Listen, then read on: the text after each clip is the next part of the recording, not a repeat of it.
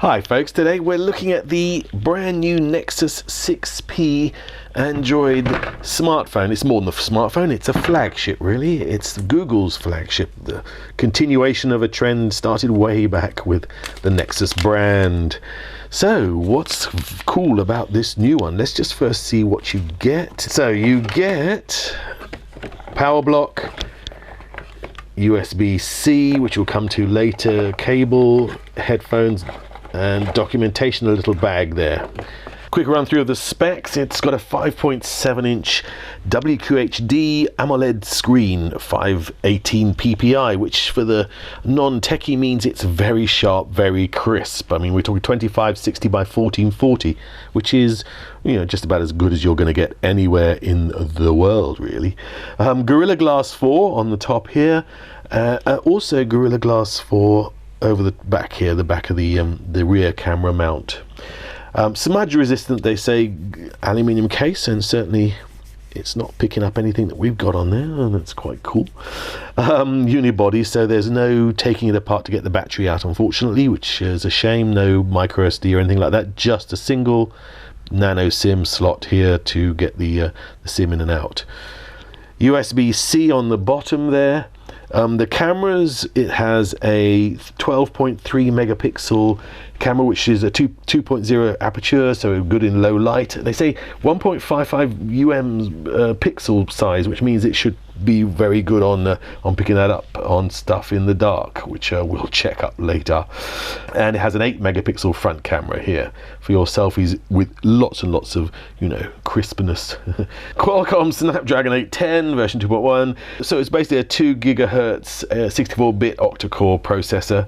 Runs very cool, actually, we've noticed. 3 gigabytes of RAM, and either from 32 gigabytes up to 128 gigabytes of storage on board. With this one's a 32 gigs. It's very, very skinny, as you can see, apart from that slight increase here at the top, which is where the camera module obviously is. 7.3 millimeters thick, really, 178 grams in weight. It's a very carryable phone. For a 5.7-inch screen, it's remarkably usable, actually. Dual front speakers, which are very loud. 3 mics, 2 in the front, 1 in the rear.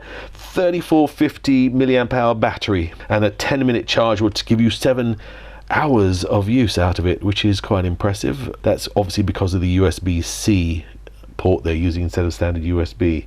4G, of course, LTE with dual Wi-Fi, dual mode Wi-Fi, NFC, LCD notification here, and a bunch of sensors on board. So what are the 10 super cool features that we really like about this phone?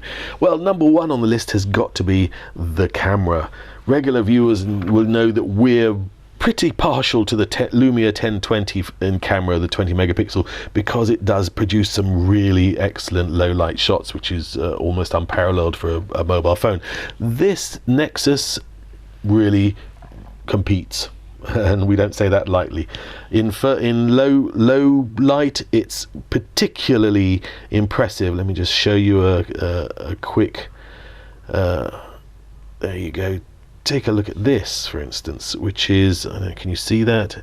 The level of detail and lack of noise is quite impressive, more than impressive, actually. This is an absolutely cracking shot, and that's because it has on board HDR plus, which gives you this great span of exposures, and make sure that and also, of course, a high ISO, which really works.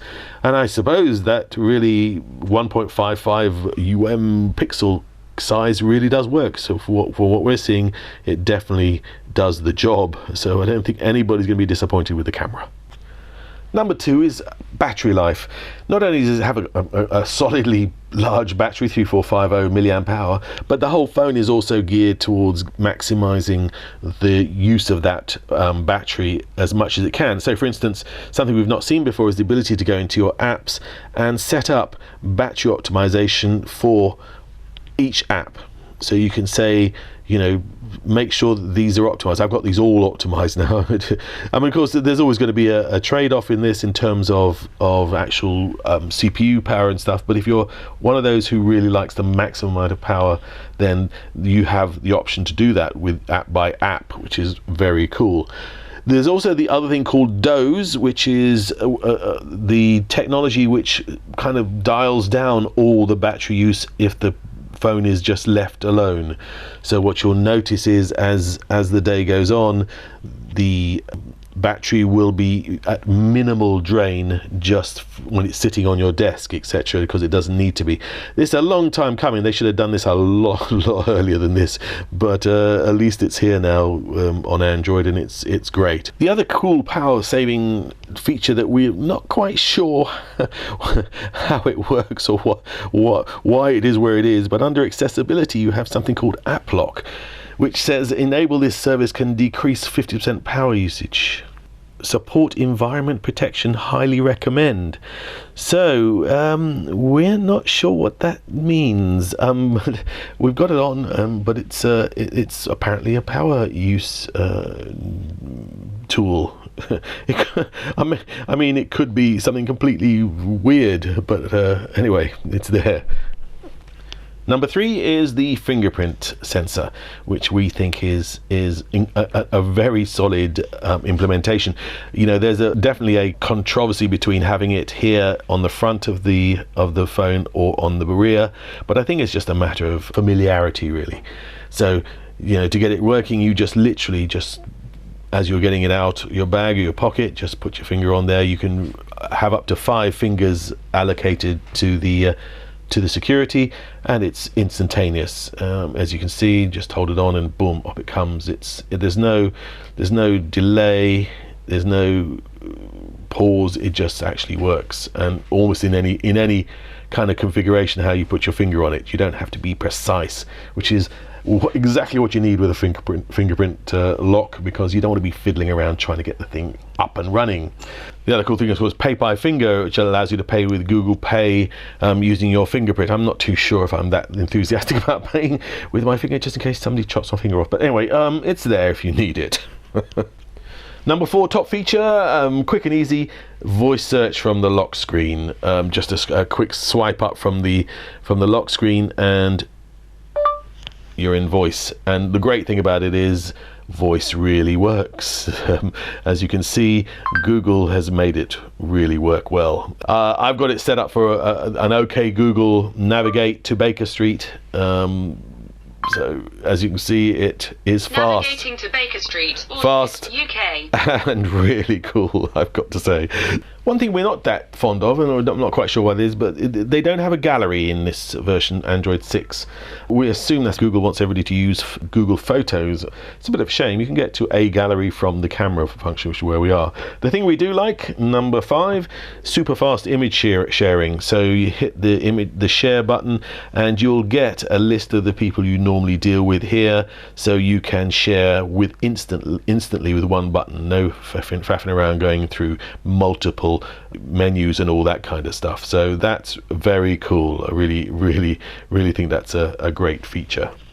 Feature number 6 on the top charts, sound and speakers. They're loud. The front-facing speakers are good. You're not going to be wanting for hearing sound. As you can probably tell, I'm having to shout over the sound of these speakers. Very, very efficient. Like it a lot. Number 7 on the list is the USB-C with all the fast charge loveliness that comes with it. It's a double-edged sword, really. On the one hand, it's really annoying having to think about yet another cable format to carry around and to make sure you have with you at all times. But on the other hand, it's going to become the standard very shortly anyway, so there's never a good time to change over. You can get USB-C to micro USB adapters off eBay for a couple of bucks, nothing much, so it's probably worth investing in 1 or 2 of those, just keeping in the pocket just in case you get caught out in the middle of nowhere with only a micro USB cable on hand. But the benefits in terms of the fast charge, you know, as I say, 7 hours from 10 minutes charge is not to be sneezed at. Number 8, Android 6. I mean, we've got to say that Android 6 is a very nice implementation, a very nice and very smooth upgrade to the previous versions. It has enough familiarity, of course, they haven't broken anything, but also just this nice new stuff. One of the things that we like is the fact that things like the app drawer is subtly more usable and subtly more efficient. So for instance, you have here a search box at the top to find apps, and also your latest apps that you use will sit around at the top here automatically, which is a small thing but very, very useful. If you couple that with this little function, if you hold that down, you go immediately into the search, so you can find your app almost instantaneously. Then you're talking about some real productivity gain with very little hassle, and that's a nice touch. I should mention that the benchmark figure is a very respectable 54863 on Antutu. I know we don't place much store by this, but that gives you an indication of just how punchy this processor and chipset setup is. The other thing that comes with Android 6, of course, is Google on Tap, which is this facility to press and hold the home key and get a bunch of information, useful information relating to whatever you're doing on the phone at the time. So here's an example. Here's a text coming from O2, the service provider. If I press and hold Google on Tap, I get Elton John, Jamie X, Liverpool Sound City, and this is basically just looking at the text and extracting the names Elton John, etc., Jamie X, and trying to give me more information if I want to. So for instance, if somebody sends you a text saying we're thinking of going to see this movie, you can hold the button down and get a review on the movie from IMDb or whatever it is, and all that kind of stuff. So it's a pretty cool thing. Google Now on Tap. Number 9 feature we love is a new Android 6 implementation. We've not seen it before. Users.